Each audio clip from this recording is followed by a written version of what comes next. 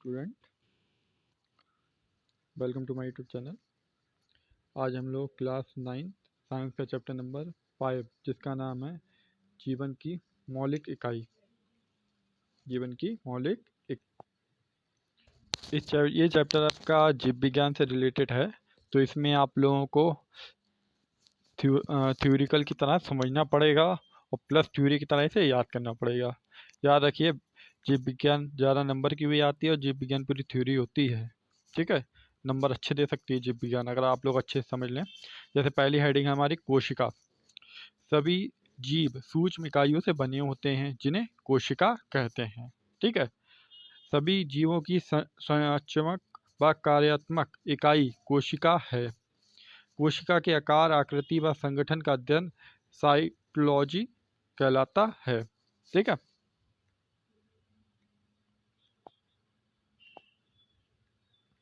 कोशिका की खोज के बारे में देखेंगे। ठीक है, कोशिका का सबसे पहले पता रॉबर्ट हुक, ठीक है, वैज्ञानिक का नाम याद रखिएगा, रॉबर्ट हुक ने 1665 में लगाया था। उसने कोशिका को कार्क की पतली काट में अनगढ़ सूक्ष्मदर्शी की सहायता से देखा। एंटोनी ल्यूवेक हाक 1674 में सबसे पहले उन्नत सूक्ष्मदर्शी से तालाब के जल में स्वतंत्र रूप से जीवित कोशिकाओं का पता लगाया। इन्हें तालाब से जीवित कोशिकाओं का पता लगाया। ठीक है, कोशिका का निर्माण। प्रोटोप्लाज्म के विभिन्न संगठन में जल, आयन, नमक, इसके अतिरिक्त दूसरे कार्बनिक पदार्थ जैसे प्रोटीन, कार्बोहाइड्रेट, वसा, न्यूक्लियर अम्ल व विटामिन आदि जो कोशिकाओं का निर्माण करते हैं। ठीक है, जैसे प्रोटीन हो गया। कोशिका क्या होती है? हमारी जो बॉडी में सेल्स होते हैं उन्हें कोशिका ही हैं। कोशिका सिद्धांत। कोशिका सिद्धांत का प्रतिपादन जीव वैज्ञानिक स्टील्टन व स्वान ने किया, जिसके अनुसार सभी पौधे व जीव कोशिका से बने होते हैं। मतलब जीव और पौधे वो किससे बने होते हैं? कोशिका से। कोशिका जीवन की मूल इकाई है। ठीक है, सभी कोशिकाएं पूर्व निर्मित कोशिकाओं से पैदा होती हैं।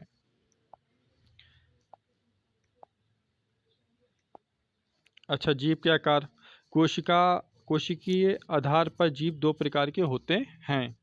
कोशिकीय आधार पर जीव हमारे पहला है हमारा एक कोशिकीय जीव। ठीक है, एक कोशिकीय जीव क्या होता है देख लेते हैं। वे जीव जो एक ही कोशिका के बने होते हैं एवं स्वयं स्वयं ही एक संपूर्ण जीव होते हैं, एक कोशिकाय जीव कहलाते हैं। मतलब जो एक ही कोशिका के बने होते हैं, जिनमें कोशिका सिर्फ एक ही होती है।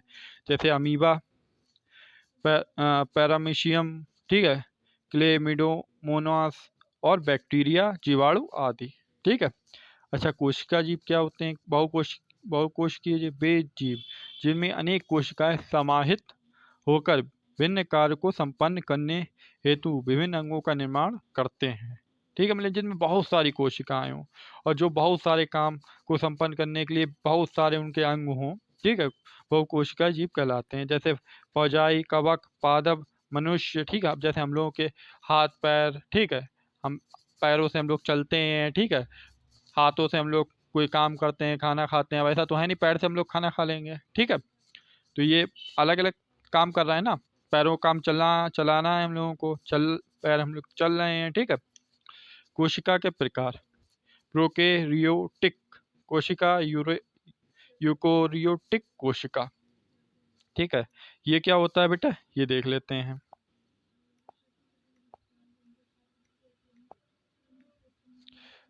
आकार में बहुत छोटी, 10⁻⁻⁴ होगा ये इधर, 10⁻⁻⁴ मीटर, या फिर सॉरी 0 ही मीटर होगा ये। ठीक है, होती है। कोशिका का केंद्रीय भाग न्यूक्लियर झिल्ली से नहीं ढका होता है। न्यूक्लियर झिल्ली एक झिल्ली होती है जो बिंदु बिंदु टाइप की होती है। ठीक है, केंद्रक इसमें अनुपस्थित होता है, कोई केंद्रक नहीं होता है इसमें। ठीक है, झिल्ली द्वारा घिरे अंगत अनुपस्थित होते हैं। कोशिकाएं विभाजन, विखंडन या कोशिका विभाजन द्वारा, ठीक है, हमेशा एक कोशिकीय जीवाणु होते हैं। ठीक है, ये तो बात हो गई आपकी प्रोटो। ठीक है, अब आ जाइए यूकेरियोटिक कोशिका। आकार में कितनी होती है? 5000 से 100 pm तक पर मीटर तक। ठीक है, केंद्रीय भाग न्यूक्लियर झिल्ली द्वारा ढका होता है। केंद्रक इसमें होता है। झिल्ली द्वारा घिरे अंग अनुपस्थित होते हैं। कोशिका विभाजन माइटोसिस या मियोसिस। ठीक है। एक एवं बहुकोशिकीय जीव होते हैं।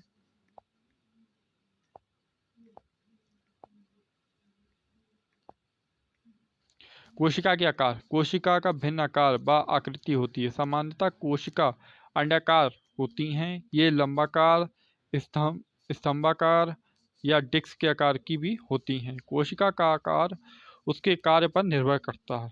ठीक है। विभिन्न जीवों, पादप और जंतु की कोशिकाएं भिन्न आकार एवं प्रकार की होती हैं। कुछ कोशिकाएं सूक्ष्मदर्शी होती हैं, जबकि कुछ कोशिकाएं नंगी आंखों से देखी जा सकती हैं। ठीक है। इनका आकार 0.2 pm से 18 सेंटीमीटर तक होता है। एक बहुकोशिकीय जीव किसी कोशिका का आकार सामान्यतः 2 से 120 pm पर मीटर तक होता है। सबसे बड़ी कोशिका शुतुरमुर्ग का अंडा 15 सेंटीमीटर लंबा व 13 सेंटीमीटर चौड़ा। ठीक है। सबसे बड़ा शुतुरमुर्ग का अंडा होता है। सबसे छोटी कोशिका माइकोप्लाज़ा 0.1 एम्पियर। सबसे लंबी कोशिका तंत्रिका कोश 1 मीटर तक। ठीक है। याद रखना, ये क्वेश्चन बनेगा आपसे। सांद्रता के अनुसार विलयन के प्रकार। समपराशरी विलयन, जब कोशिका के अंदर बाहर की सांद्रता समान हो तो समपराशरी विलयन कहलाता है। ठीक है। कोशिका के अंदर और बाहर की सांद्रता समान हो तो वह हमारा समपराशरी विलयन कहलाता है। अतिपराशरी दाबी, यदि कोशिका के अंदर की सांद्रता बाहर द्रव की सांद्रता से अधिक हो तो कोशिका के अंदर से जल बाहर निकल जाता है, जिससे कोशिका सिकुड़ जाती है। यह अतिपराशरी दाबी है। यदि कोशिका के अंदर की सांद्रता बाहर द्रव की सांद्रता से अधिक होती है तो कोशिका के अंदर जो जल होता है वो क्या होता है, बाहर निकल जाता है, जिससे कोशिका सिकुड़ जाती है।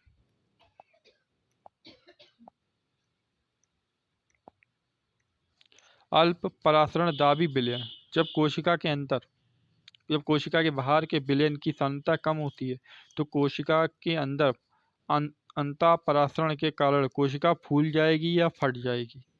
ठीक है। मतलब कोई भी चीज़ है अगर फूलेगी तो आप देखते हैं, जैसे मोबाइल की बैटरी है, मोबाइल है आपका, उसकी जब बैटरी फूलती है तो आप देखेंगे ढक्कन ऊपर एकदम हटने लगेगा। ठीक है।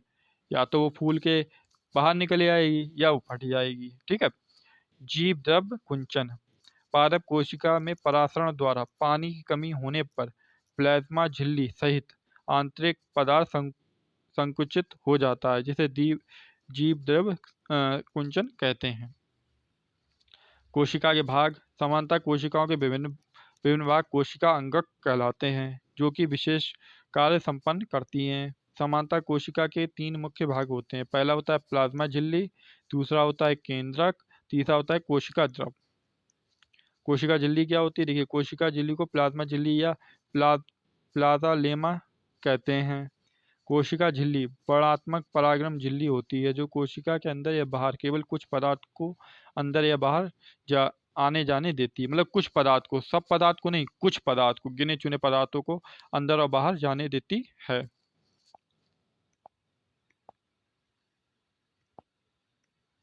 यह प्रत्येक कोशिका को दूसरी कोशिका के कोशिका द्रव से अलग करती है। यह जंतु कोशिका व पादप कोशिका दोनों में पाई जाती है। मतलब दोनों में पाई जाती है, जंतु कोशिका में पाई जाती है और पादप कोशिका में पाई जाती है। ये प्रोटीन या लिपिड की बनी होती है। प्रोटीन यानी लिपिड होता है, लिपिड बेटा एक प्रोटीन टाइप का होता है। ठीक है।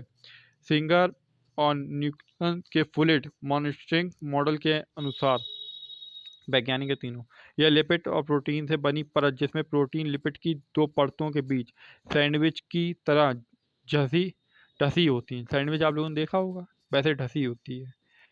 75 एम्पियर मोटी होती है। यह लचीली होती है, जो कि मोड़ी, तोड़ी या दोबारा जुड़ सकती है। ठीक है। प्लाज्मा झिल्ली, यह कोशिका के अंदर व बाहर अणुओं को आने जाने देती है। यह कोशिका के निश्चित आकार को बनाए रखती है। ये निश्चित आकार को बनाए रखती है, मेन इसका पॉइंट है प्लाज्मा झिल्ली का। प्लाज्मा झिल्ली के अंदर व बाहर अणुओं का आदान प्रदान 2 प्रकार से होता है। पहला विसरण, दूसरा परासरण। विसरण में कैसे होता है देख लीजिए। उच्च सांद्रता से निम्न सांद्रता की ओर स्वतः गमन। यह दोनों पदार्थों की सांद्रता को समान लेकर चलता है, मतलब बाहर के पदार्थ को और अंदर के पदार्थ को दोनों को समान एक साथ लेकर चलता है। ठीक है। ठोस, द्रव, गैस तीनों में संभव होता है। इसमें ठोस भी हो सकता है, द्रव भी हो सकता है और गैस भी हो सकता है। अपनी सांद्रता के अंतर के आधार पर भिन्न पदार्थ गति करने के लिए स्वतंत्र होते हैं। ठीक है। अपनी सांद्रता के अंतर के आधार पर भिन्न पदार्थ गति करने के लिए स्वतंत्र होते हैं। इसमें परासरण की देख लिए, वर्णात्मक झिल्ली द्वारा जल विलायक अणुओं को उच्च सांद्रता से निम्न सांद्रता की ओर गमन करता, मतलब उच्च सांद्रता, मतलब ज़्यादा सांद्रता से कम सांद्रता की ओर गमन कर देता है, मतलब भेज देता है। यह दो पदार्थों की सांद्रता को समान कर देता है। ठीक है। केवल द्रव्य माध्यम संभव। देखिए, पहले वाले में हमारा तीनों माध्यम संभव थे, द्रव, ठोस, द्रव, गैस। ठीक है। इसमें केवल द्रव्य ही हमारा संभव है। केवल विलायक गति के लिए स्वतंत्र, विलयन के लिए नहीं। ये केवल विलायक गति के लिए स्वतंत्र है। ये हमारा केवल विलायक गति के लिए स्वतंत्र है, विलयन के लिए स्वतंत्र नहीं है। ठीक है। उसके बाद आ जाइए कोशिका भित्ति। यह पादप कोशिका की सबसे बाह्य झिल्ली यानी बाहरी झिल्ली, यह जंतु कोशिका में अनुपस्थित होती है। ये सिर्फ पादप कोशिका में पाई जाती है, जंतु कोशिका में नहीं पाई जाती है। यह सख्त, मजबूत, मोटी, संगृत आजीवित संरचना है। आजीवित यानी जान नहीं है इसके अंदर। ठीक है। यह सेल्यूलोज की बनी होती है। कोशिकाएं मध्य भित्ति द्वारा एक दूसरे से जुड़ी होती हैं। ठीक है। पादप कोशिका एक दूसरे से प्लास्मोडेसमेंट मैट से संपर्क में रहती है। कपकों में पाई जाने वाली कोशिका भित्ति काइलिन नामक रासायनिक होती है। कोशिका भित्ति के कार्य, कोशिका को संरचना प्रदान करना। ठीक है। कोशिका को मजबूती प्रदान करना, ये इसके कोशिका भित्ति के कार्य हैं। ये संरचित होती है, विभिन्न अणुओं को आर पार जाने देती है। इसमें मरम्मत करने व पुनर्जन्म की क्षमता होती है, मतलब टूट जाती है, कट जाती है तो ये अपने आप खुद मरम्मत कर लेती है, मरम्मत कर देती है और पुनर्जन्म यानी दोबारा से जन्म भी करवा सकती है।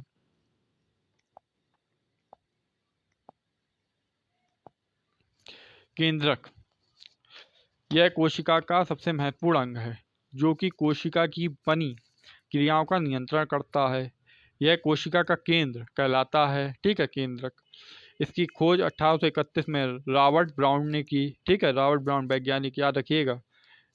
यूकैरियोटिक कोशिका में स्पष्ट केंद्रक होता है, जबकि प्रोकैरियोटिक कोशिका में प्राथमिक केंद्रक होता है। इसके ऊपर द्विस्तरीय झिल्ली को केंद्रक झिल्ली कहते हैं। केंद्रक द्रव में केंद्रकाय या क्रोमैटिक धागे होते हैं। क्रोमोसोम्स या क्रोमैटिक धागे डीएनए के बने होते हैं, जो कि आनुवंशिक सूचनाओं को एक पीढ़ी से दूसरी पीढ़ी में जनिन के द्वारा भेजते हैं। डीएनए आप लोग जानते हैं तो कमेंट में बताइएगा। जो नहीं जानते हैं, आगे चैप्टर में डीएनए की पूरी आपको डेफिनेशन दूंगा मैं आपको। ठीक है। डीएनए के बुनियादी और कार्यक्षम घटकों को जीन कहते हैं। ठीक है। डीएनए के बुनियादी और कार्यक्षम घटक को जीन कहते हैं। अच्छा, केंद्रक का कार्य, यह कोशिका की सभी उपापचय क्रियाओं का नियंत्रण करता है। यह आनुवंशिक की सूचनाओं को एक पीढ़ी से दूसरी पीढ़ी तक भेजने का कार्य करता है।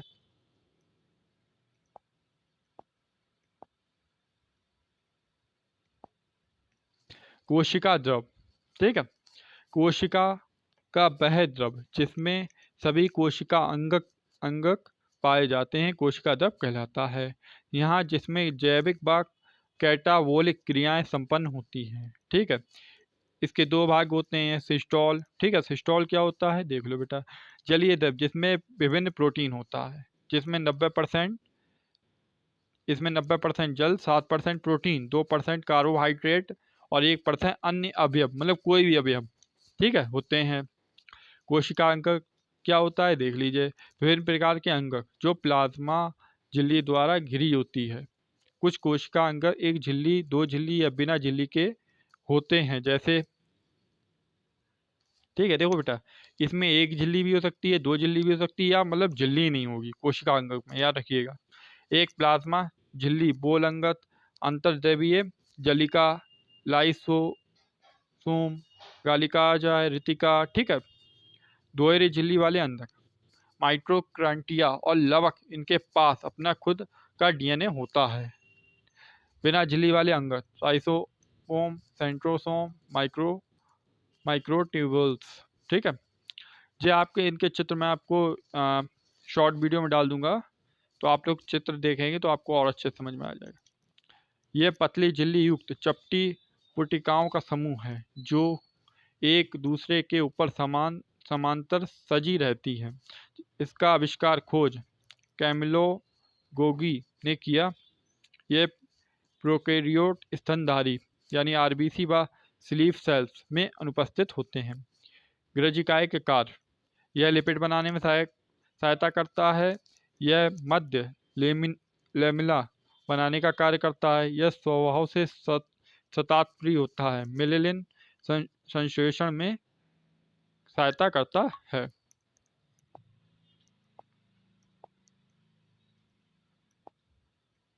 अंतर्द्रवीय जलिका में संश्लेषित लिपिड का संचरण गल्जिकाए में किया जाता है और उन्हें कोशिका के बाहर व अंदर विभिन्न क्षेत्रों में भेज दिया जाता है। कोशिका के अंदर बाहर बहुत सी जगह होती हैं, ठीक है, वहाँ इन्हें भेज दिया जाता है। पुटिका के पदार्थों का संचय, रूपांतरण और बंद करना गल्जिकाए के द्वारा लाइसोसोम्स में को भी बनाया जाता है। ये कोशिका भित्ति और कोशिका झिल्ली बनाने में मदद करता है। ठीक है, उसके बाद आ जाइए माइटोकॉन्ड्रिया, सबसे इम्पोर्टेंट। ये प्रोकैरियोटिक में उपस्थित होती है। इसको कोशिका का पावर हाउस, ऊर्जाघर कहते हैं। ठीक है, मतलब यही पावर देती है। यह दोहरी झिल्ली वाले होते हैं और सभी यूकैरियोटिक्स में उपस्थित होते हैं। वह परत चिकनी एवं छिल्लित होती है। चिकनी एवं छिद्रित मतलब जिसमें छिद्र होते हैं, छेद। अतः परत बहुत बलित होती है और क्रिस्टली का निर्माण करते हैं। माइटोकॉन्ड्रिया का सर्वप्रथम 1880 को कोलिकर ने देखा था।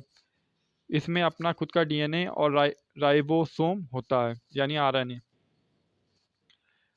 इसका कार्य देख लीजिए। इसका मुख्य कार्य ऊर्जा निर्माण कर एटीपी के रूप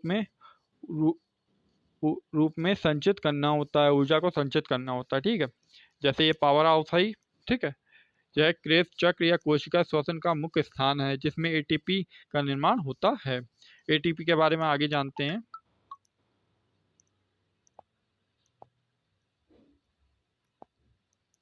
ठीक है, राइबोसोम ये अत्यंत छोटे छोटे गोल कण होते हैं जो जीव द्रव में स्वतंत्र रूप से तैरते या अंतर्दायी जलिका की बाहरी सतह पर चिपके रहते हैं। ये आरएनए व प्रोटीन के बने होते हैं। आरएनए या प्रोटीन के बने होते हैं, तो मैंने इसे आरएनए बोला था। राइबोसोम के कार्य। राइबोसोम अमीनो एसिड से प्रोटीन संश्लेषण का मुख्य स्थान है। सभी संरचनात्मक एवं क्रियात्मक प्रोटीन एंजाइम का संश्लेषण राइबोसोम द्वारा किया जाता है। संश्लेषित प्रोटीन कोशिका के विभिन्न भागों में अंतर्द्रवीय जलिका द्वारा कोशिका के विभिन्न भागों तक भेज दिया जाता है। अंतर्द्रवीय जलिका यह झिल्ली युक्त नलिकाओं तथा शीट का विशाल तंत्र होता है। इसकी खोज पोर्टर, क्लूड एवं फुलम ने की। झिल्ली जीवांत जनन ईआर द्वारा निर्मित प्रोटीन और वसा का कोशिका झिल्ली बनाने में सहायक होता है। यह प्रोकैरियोटिक कोशिका व स्तनधारी इरेसाइट के अलावा सभी में पाया जाता है। यह अंतर्द्रवीय जलिका है। यह झिल्ली युक्त नलिकाओं एवं शीट का विशाल तंत्र होता है। इसकी खोज पॉटर, क्लॉड और फिल्म ने की। ठीक है, वही बात है।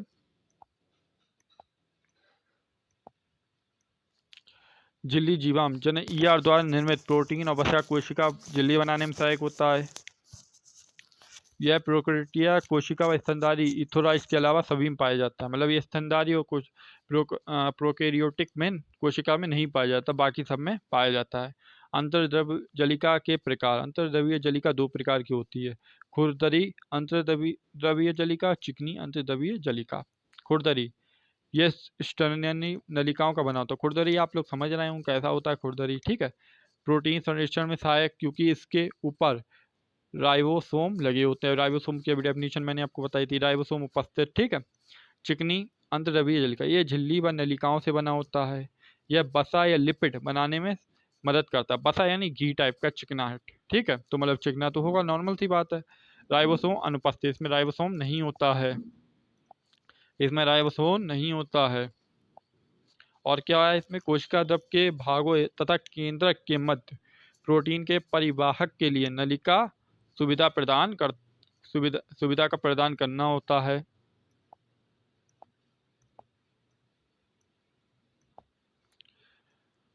अंतर्द्रव्यीय जलिका के कार्य, ये केवल ऐसा अंगक है जो कोशिकाओं के अंदर और केंद्रक के बीच पदार्थों के परिवहन के लिए नलिका सुविधा प्रदान करता है, मतलब नली बनाता है। यह अंगक के बीच बायोमेकल क्रियाओं के लिए स्थान उपलब्ध करता है। यह वसा और प्रोटीन के संरक्षण में मदद करता है, ठीक है। SER यकृत की कोशिकाओं में विष तथा दवा को निराविषीकरण, ठीक है, या बोल सकते हैं डेक्सोफिनेशन करने में महत्वपूर्ण भूमिका निभाता है। अब आ जाइए लवक, इंपॉर्टेंट पॉइंट। ये केवल पादप एवं काई आप लोगों ने देखी होगी, ठीक है, कोशिकाओं में पाए जाने वाले अंगक हैं। इसमें आंतरिक संगठन में झिल्ली की दो परतें होती हैं जो एक पदार्थ के अंदर ढसी होती हैं। इस पदार्थ को स्टोमा कहते हैं। ये भिन्न आकार व आकृति जैसे कपनुमा, फीताकार, मेखलाकार आदि तरह के होते हैं। लवक में अपना DNA और राइबोसोम होते हैं। लवक के प्रकार, लवक कितने प्रकार के होते हैं? लवक 3 प्रकार के होते हैं। आवड़ी लवक, ठीक है, जिसे बोल सकते हैं ल्यूकोप्लास्ट, सफ़ेद तनों जड़ों में, ठीक है, ये सफ़ेद होता है और तनों जड़ों में पाया जाता है। वर्ली लपक, क्रोमोप्लास्ट, लाल भूरा अन्य, इसका मतलब लाल भूरा एक और कोई कलर है, जड़ों में पाया जाता है, तनों में पाया जाता है, पत्तियों में पाया जाता है। हरित लवण, क्लोरोक्लास्ट, ठीक है, हरा, पत्तियां हरी होती हैं।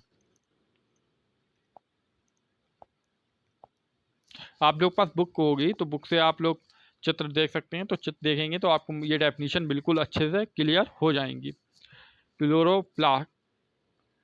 क्लोरोप्लास्ट केवल पादप कोशिका में पाए जाते हैं। ये सूर्य की ऊर्जा में प्रकाश संश्लेषण क्रिया में सहायक होते हैं। प्रकाश संश्लेषण क्रिया आप लोगों ने पढ़ी होगी, ठीक है, 8th 9th, ठीक है, 9th में भी है, 8th में भी थी, ठीक है। क्लोरोप्लास्ट प्रकाश संश्लेषण द्वारा भोजन बनाते हैं, इसलिए इन्हें कोशिका की रसोई घर भी कहते हैं। ल्यूकोप्लास्ट अणवी लवक, यह रंगहीन लवक होते हैं। ये पौधों की जड़ भूमिगत तनों में भोज्य पदार्थों का संग्रह करते हैं, ठीक है।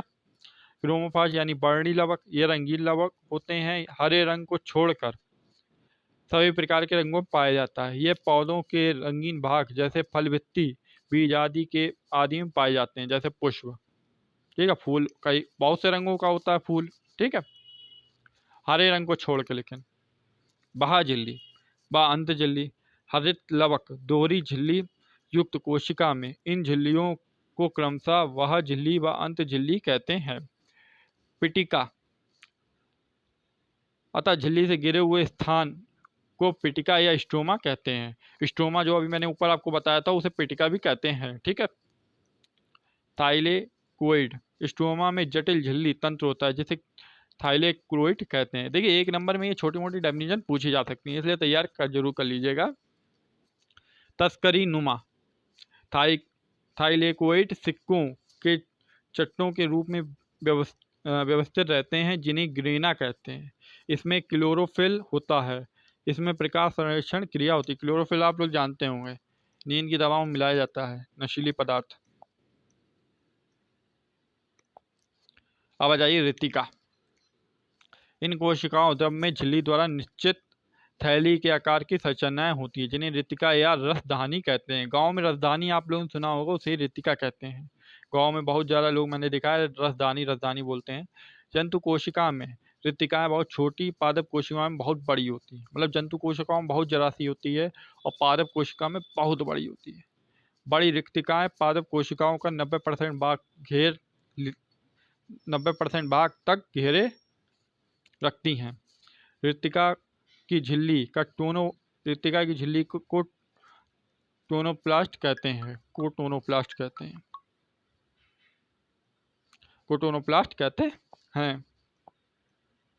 रिक्तिका के कार्य, यह कोशिका के अंदर परासरण दाब का नियंत्रण व पादप कोशिका में अपशिष्ट उपापचयी पदार्थ को इकट्ठा करने का कार्य करते हैं। लाइसोसोम, गल्जी उपकरण की कुछ पुटिकाओं में एंजाइम इकट्ठे हो जाते हैं। ये एकल झिल्ली युक्त पुटिका लाइसोसोम कहलाती है। इनका निश्चित आकृति आकार नहीं होता। ये मुख्यतः जंतु कोशिका में व कुछ पादप कोशिकाओं में पाए जाते हैं। मतलब जंतु कोशिका में ज़्यादातर पाए जाते हैं, ठीक है। जो जंतु होते हैं जीव, उन कोशिका में तो ज़्यादातर पाए जाते हैं, लेकिन पादप कोशिका में बहुत कम पाए जाते हैं। इनका कार्य क्या होता है? इनका मुख्य कार्य कोशिकाओं को साफ करना होता है। मतलब फिल्टर होते हैं ये कोशिकाओं को साफ करना। आत्मघाती थैली उपापचय क्रियाओं में जब कोशिका क्षतिग्रस्त हो जाती है तो लाइसोसोम की पुटिकाओं फट जाती हैं और एंजाइम प्रभावित होने लगता है और अपनी कोशिकाओं को पाचित कर देता है। इसलिए लाइसोसोम को कोशिका की आत्मघाती थैली भी कहा जाता है, ठीक है। मतलब जो थैली फट जाती है उसे आत्मघाती थैली कहते हैं। आप ये बोल सकते हैं। आप लोग बोल सकते हैं भाई जीवाणु या लवाणु में जो थैली आपस में फट जाती हैं, ठीक है, उन्हें हम आत्मघाती थैली कहते हैं। सबसे इंपॉर्टेंट बेटा पादप कोशिका और जंतु कोशिका में अंतर। मैं आपको एक बात बताना भूल गया। जो भी इस जीव विज्ञान में ज़्यादातर अंतर का क्वेश्चन एक दीर्घ उत्तरीय में पूछा जाता है, जो 7 नंबर का होता है। जैसे पादप कोशिका और जंतु कोशिका में अंतर, ठीक है, इसे समझ लेते हैं, ठीक है। क्लोरोप्लास्ट होता है लेकिन जंतु कोशिका में क्लोरोप्लास्ट नहीं होता है। पादप कोशिका में रिक्तिका होती है लेकिन जंतु कोशिका में रिक्तिका नहीं होती है। पादप कोशिका द्रव पदार्थ का अवशोषण कर सकती है, ठीक है, और ये जंतु कोशिका अधिक मात्रा में द्रव पदार्थ का अवशोषण नहीं कर सकती। मतलब थोड़ा बहुत कर सकती है, अधिक मात्रा में नहीं कर सकती, ठीक है। पादप कोशिका में प्रकाश संश्लेषण द्वारा भोजन बनता है लेकिन जंतु कोशिका में प्रकाश संश्लेषण द्वारा भोजन नहीं बनता, क्योंकि जो जंतु कोशिका होती है, जंतु खुद जाके अपना भोजन ढूंढ लेते हैं और तैयार कर लेते हैं, ठीक है, बना लेते हैं। मतलब कोशिका भित्ति सेलुलोज की बनी होती है। इसमें लाइसोसोम पाए जाते हैं, ठीक है। और इसमें कुछ रह नहीं गया है मेरे हिसाब से। ये लास्ट था। देखिए जो भी इस चैप्टर का इम्पोर्टेंट पॉइंट थे जो आपके पेपर में आएंगे, ठीक है, वो पॉइंट मैंने आपको बता दिए हैं। मुझे पूरा भरोसा है 100% कि पेपर आपका कहीं नहीं जाएगा। इससे पेपर आपका इसी से बनेगा, ठीक है। और आप लोग वीडियो को 1 से 2 बार देखिए और आप लोग के पास बुक होगी तो एक 2 बार चित्र देख लीजिएगा। अगर कोई प्रॉब्लम है तो मैं एक शॉर्ट वीडियो में सबके चित्र डाल दूंगा, ठीक है। उसमें आप देख सकते हैं ये लाइसोसोम, ये सब चीज़ें क्या होती हैं, तो आप लोग को और अच्छे से क्लियर हो जाएगा, ठीक है। मिलते हैं नेक्स्ट वीडियो में, तब तक के लिए टाटा।